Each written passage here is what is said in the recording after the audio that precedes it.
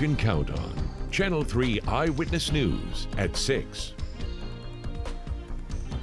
Tonight, a Chattanooga man convicted of murdering his ex-girlfriend in 1991 will be put to death by electrocution. Thank you for joining us. I'm Cindy Sexton. And I'm Joy Dukes in for David Carroll. Lee Hall was found guilty in Hamilton County of first-degree murder and aggravated arson for throwing a gas bomb in Tracy Crozier's car, burning 95% of her body. He has spent the last 28 years on death row at Riverbend Maximum Security Prison in Nashville. This week, the state Supreme Court denied his appeal to put off his execution, and Governor Bill Lee said he would not intervene in the case. Well, our Greg Glover joins us now live in Nashville to begin our team coverage. Greg, how did we get to this point?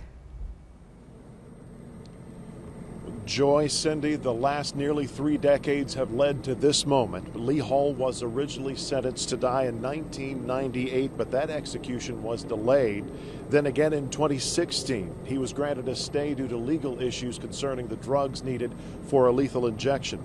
Earlier this year, a new date was set. His attorneys once again fought to halt his execution. This time they pointed to a biased juror, they say, from the 1992 trial, who has since admitted she was the victim of being abused by her husband. That's a factor that did not come up for various reasons during jury selection. Last month, Hamilton County Judge Don Poole denied Hall's request for a delay. The state Supreme Court recently said no. Yesterday, Tennessee Governor Bill Lee said he would not intervene. Now the only thing that can stop the execution is a stay issued by the U.S. Supreme Court that has not come down as of now. The execution is set for 7 o'clock Central Time here in Nashville. One of the media witnesses for that act is my colleague Claudia Coco from Channel 3. Claudia, you'll be in a chamber for witnesses to the execution. In a room next to yours will be family members of Tracy Crozier, whose life was cut short brutally by Hall when she was just 22 years old in 1991. You've talked with her family. How will what happens tonight affect their grieving process? Well, Greg, Tracy Crozier's family has been living with this for 28 years, and we've been able to speak to them twice within the last month about how they've been waiting for closure.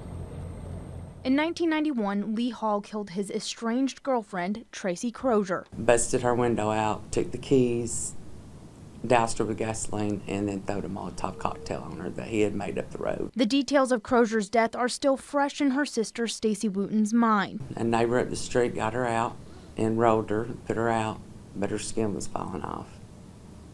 And she went to the hospital. Over 90% of Crozier's body was burned. She died hours later in the hospital. An execution date has been set twice over the last 28 years, but both times Hall's execution was delayed. Gene Crozier has continued to speak up for his daughter. Love of her, we got to be her voice. There's nobody else. Crozier's father and sister plan to attend Hall's execution.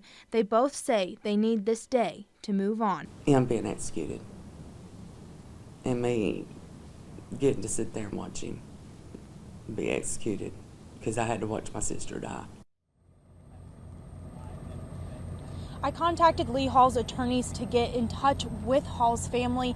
We have not yet received a response, and it's unclear if they're attending his execution tonight. So barring a last-minute reprieve, that execution is set to be conducted at 7 p.m. Central Time tonight. We were notified just before 4 p.m. Central that he had been served his last meal.